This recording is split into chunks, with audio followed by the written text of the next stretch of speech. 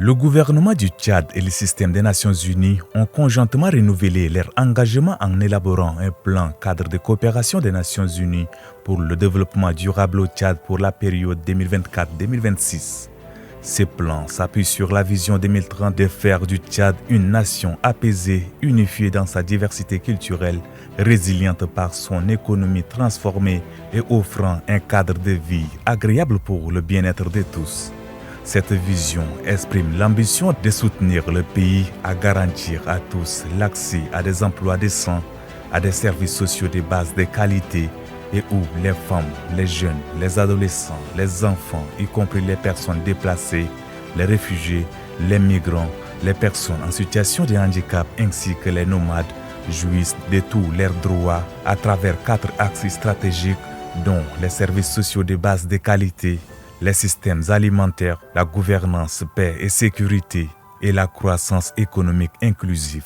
Pour la mise en œuvre couvrant l'année 2024, les premiers résultats démontrent déjà un impact tangible sur le terrain. Ainsi, sur l'axe services sociaux de base, le pays a enregistré plus de 9% de couverture vaccinale en 2024. 95% des centres de santé intègrent les services VIH, 301 000 adolescents sensibilisés au VIH. Les plans rapides d'action de vaccination et de soutien psychosocial ont été mis en place. Aussi, 459 022 enfants traités contre la malnutrition avec 96% de taux de guérison. 4,3 millions d'enfants ont bénéficié de vitamine A. Toujours dans le même axe, 213 salles de classe sont construites ou réhabilitées au profit de 12 780 élèves.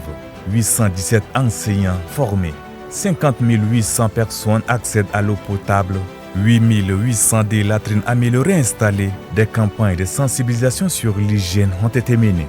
En plus de cela, 30 guichets unifiés pour l'enregistrement des naissances ont été mis en place. 2780 survivants de VIH pris en charge et 312 familles d'accueil temporaires formées. Sur l'axe système alimentaire, 900 000 producteurs et éleveurs adoptent désormais de nouvelles techniques.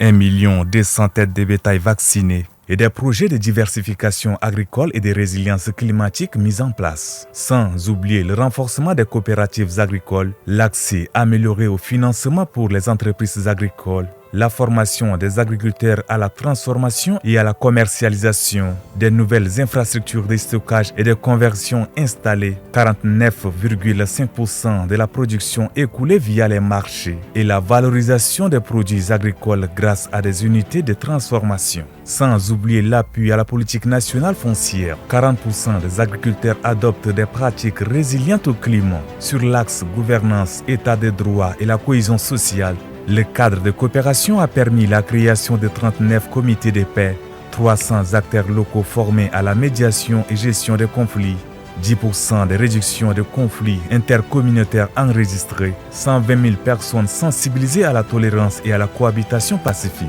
De même, 263 acteurs judiciaires formés. 476 agents des forces de défense et de sécurité formés sur les droits humains et la justice militaire, l'assistance judiciaire gratuite à 40 victimes de violences des droits humains et la libération de 277 détenus et régulation de 156 autres cas judiciaires. Toujours en 2024, la coopération entre le gouvernement et le système des Nations Unies a permis le déroulement des élections présidentielles pacifiques avec 75,78% de taux de participation et 34% des femmes candidates aux législatives. Tout ceci grâce aux campagnes d'éducation civique et la formation de 144 journalistes pour lutter contre les discours de haine.